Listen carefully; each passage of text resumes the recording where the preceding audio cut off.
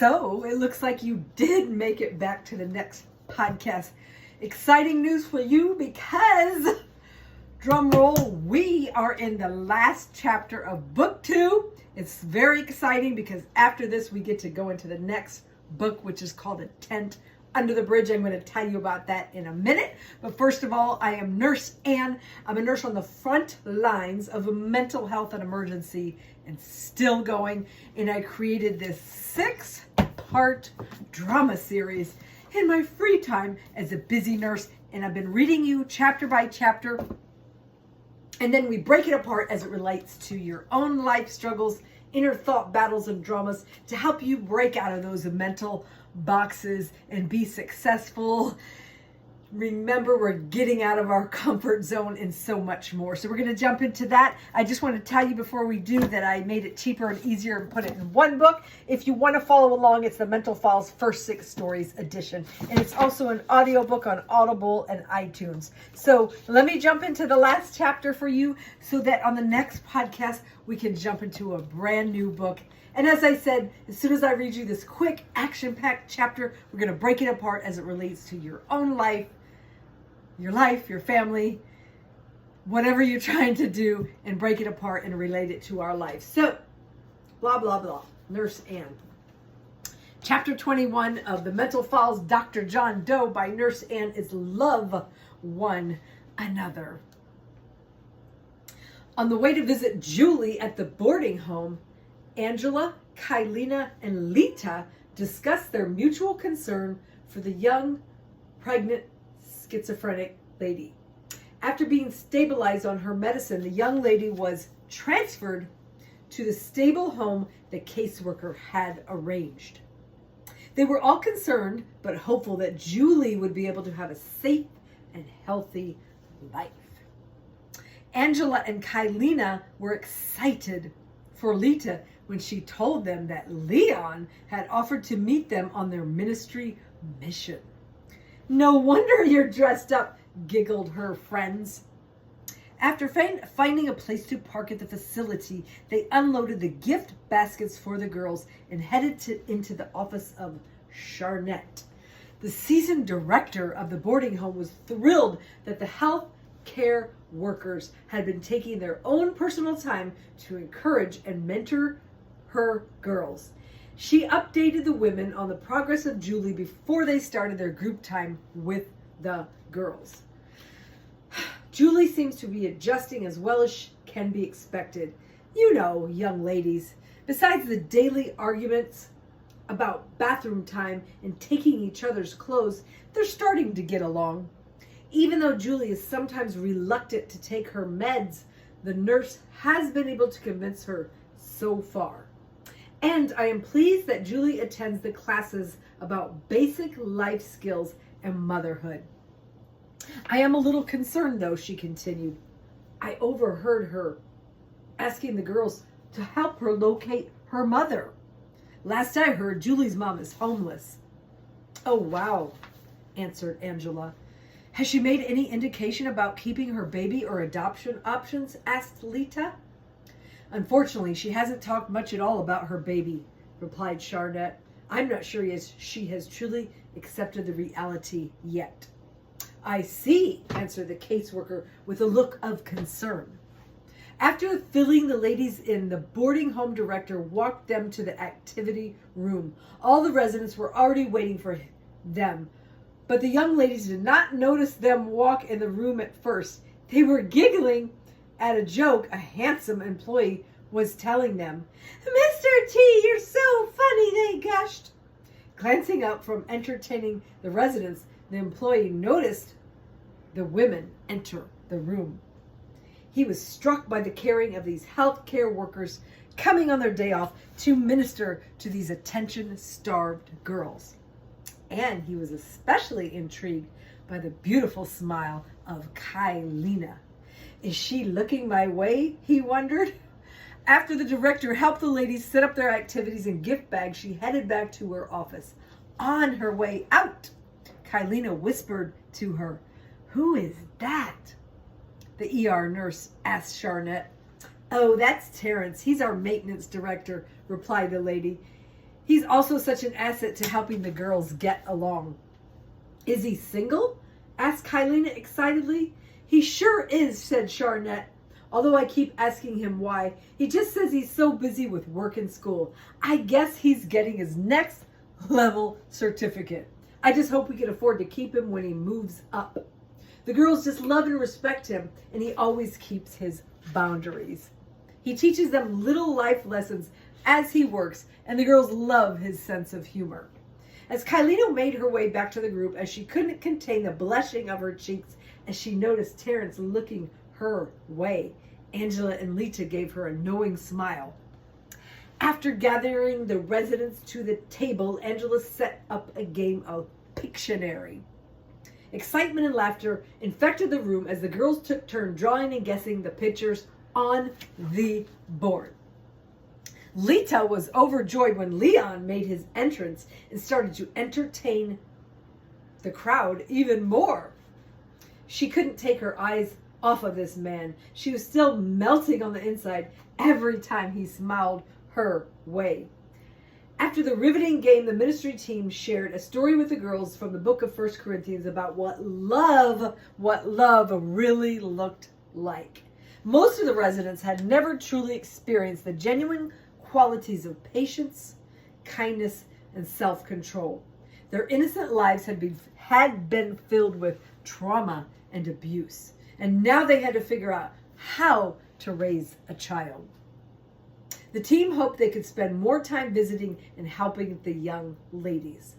Terrence even sat down and joined in the Bible study. Kylina was impressed when he added a few verses of his own. After the game and teaching moment, Angela allowed the girls to open the gift baskets that her patients had helped assemble from her mental health unit. A tear almost escaped the nurse's eye when she saw the childlike drawing of a heart that her Dr. John Doe patient had made. Even though his memory loss had relegated him to a simpler life now, she could tell he was still a very caring man. And we're almost at the end.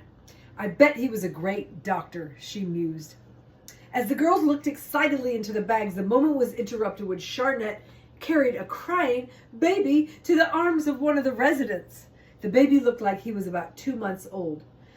Pangs of motherhood tugged at Lita's heart as she asked to hold little Micah. Not being able to console her son, the young lady handed him to the case worker. Staring into the infant's eyes and rocking him gently, Lita wondered if she would ever get the chance of having her own family. You're a natural, offered Leon as the baby calmed down in her arms. As the couple locked eyes, Leon's heart did a flip-flop. She would be a great mother, he thought, but I wonder if I could ever be a good father. Sensing something was going on in Leon's heart, Lita handed him the baby to hold. Trying to still act macho was a feat as young Micah cooed and stared into Leon's eyes. Smitten with Lita, and the idea of having a future with her, he resolved to call his buddies as soon as he got home. He desperately wanted to run a big idea by them. Leon was ready to make a proposal. And that's the end of that chapter and the end of book 2. Woohoo! Why am I doing this podcast in the kitchen today? I'm straight from the front lines. If you haven't noticed why I'm doing it in the kitchen, I'm not sure. Maybe it's because it's the season finale. But you know what? I want you to leave your best guess or comment why I'm doing the podcast in the kitchen today. There'll have to be some sort of prize for the most creative answer. So that is the end of book 2, Dr. John Doe. You know, the first book was A Sheep Among Wolves, where you met the young lady fending for herself on the street while battling frightening hallucinations. And actually, that's Julie that's in this book that now made it to the boarding home. But I don't want to give away any more. And so I'm going to give you a taste of the next book, which is The Mental Files, A Tent Under the Bridge, which we will start in the next podcast. The Mental Files series, dun dun dun, book 3, A Tent Under the Bridge. Can the healthcare team help the homeless woman find a safer and healthier way to live? Why is she so resistant? And will the woman's long-lost mystery daughter be able to forgive her? Right along with Mars on his first paramedic shifts. Will he be able to handle the relentless trauma and drama? Will the handsome officer ask his big question to the beautiful caseworker? Or do his buddies convince him that he will never change and he would be making a big mistake? Join the frontline workers again as they continue the rescue efforts for the minds and lives of the vulnerable.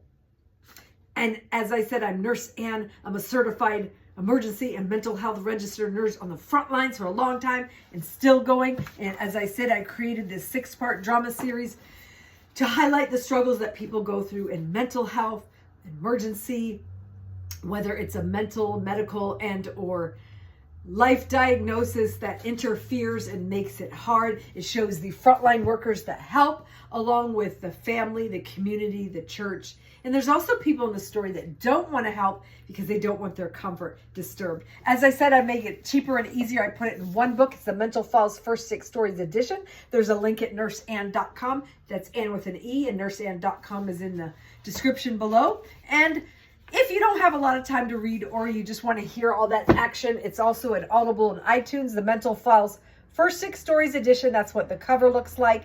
Narrated by Drama Simpson, who brought it to life with siren noises, so much action, so that you can feel like you're there riding along with those frontline workers. And it's going to be a television drama series one day with your help because it's so filled with action. It was written to be a television drama series. Lots of action. There's action, action, action, danger, suspense, romance, faith, and inspiration. So you'll have to check that out. But as I said, I know your time is valuable, so we're going to jump on to the next segment in the nurseann.com podcast, the audiobook and podcast, where we break it apart as it relates to our own life drama, thought battles, struggles, relationships, all that. So since the chapter was titled Love One Another, we're going to talk about just being kind to others, loving others, and helping them out. We all need help and kindness on this life journey. Don't you agree? And make sure you're following this channel because it's full of inspirational wellness along with exciting books, life wisdom, practical tips to help you break out of your boxes, out of your comfort zones, out of your mental struggles, relationship drama, and just so much more. Follow, like, share, all that good stuff. So I chose one from my mental healing poetry devotional where we discuss life challenges, courage, and healings. We want to break out of those mindsets controlled by fear. And it's also full of inspiration so that you can step into your true destiny of a faith walk and purpose-driven path. Life is so much more rewarding when we are living that purpose-driven path.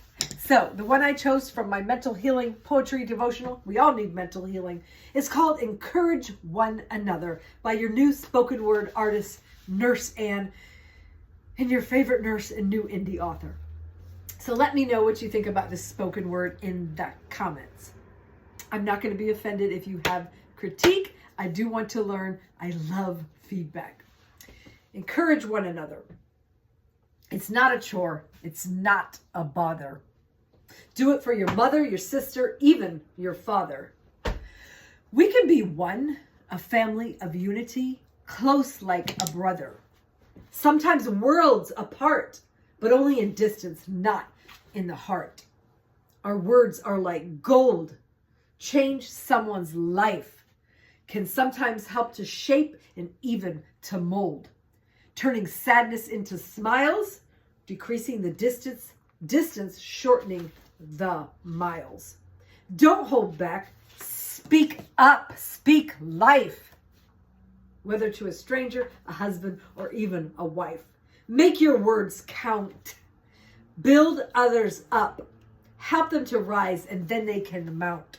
Then we will soar like eagles in the sky, giving glory to God, the giver, the most high. And that was inspired by 1 Thessalonians 5:11, where we're reminded to comfort everyone together, edifying each other, it just helps for a better life when we are showing that kindness, comfort, and edification to others. So Mental Healing Poetry Devotional by Nurse Ann. Link at my website, nurseann.com. So the next one that I chose is from my Ignite Life Poetry Devotional. I do want you to have an ignited, inspired life that spills onto and blesses others as you listen to their life stories and share your own. So the one that I chose today from my Ignite Life Poetry Devotional is called Windows.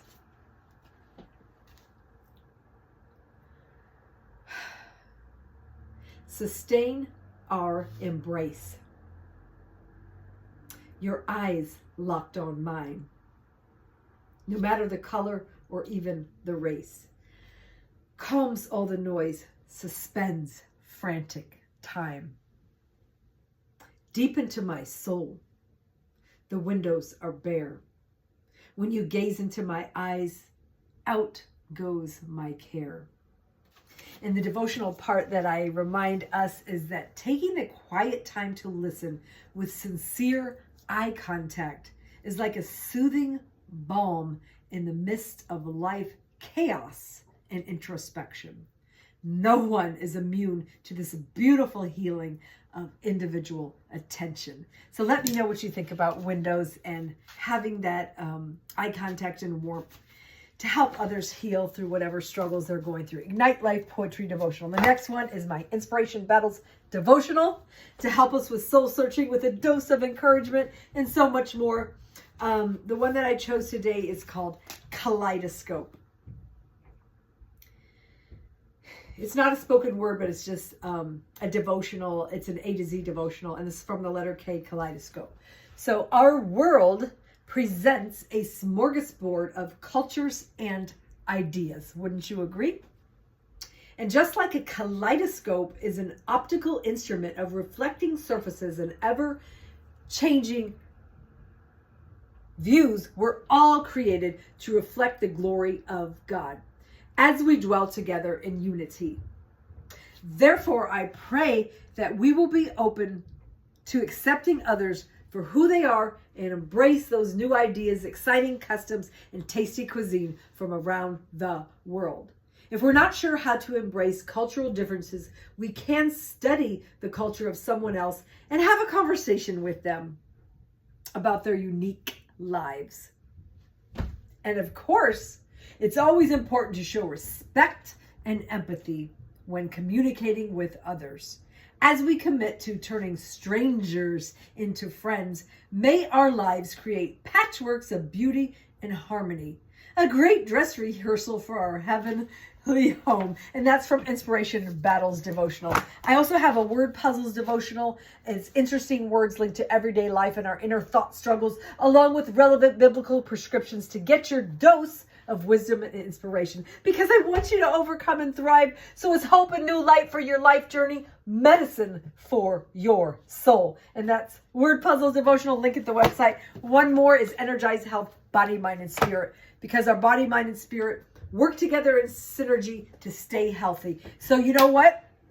I hope you enjoyed the end of book 2. And on the next nurseann.com podcast, we're going to be starting a brand new book, which is The Mental Falls, A Tent Under the Bridge.